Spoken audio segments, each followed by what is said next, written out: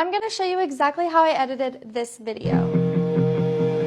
Gonna take you for a ride on a big jet plane.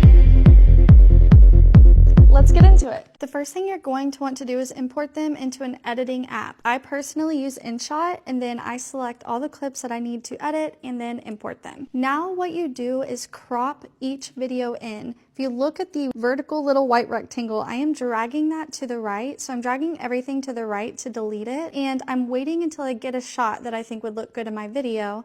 I split that off and then I delete everything else that was remaining because I don't want that. And this first clip is going to be this shot right here.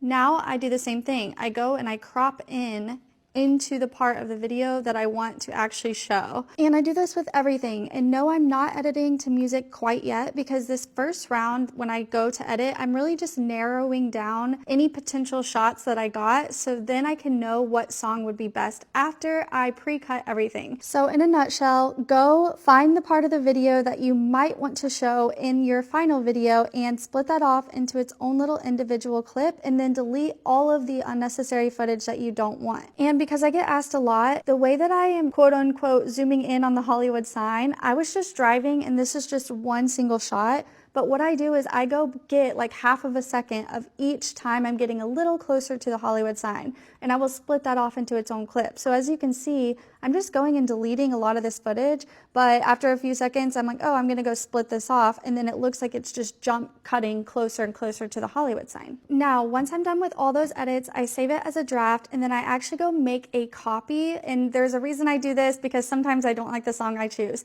So I made a copy, and now I go find a song. I do screen record the song, but don't worry, I'm not copywriting. We will delete the song before I actually export it from InShot. But I go get the song and go back to InShot, and then I go to Music, Extract Audio from Video.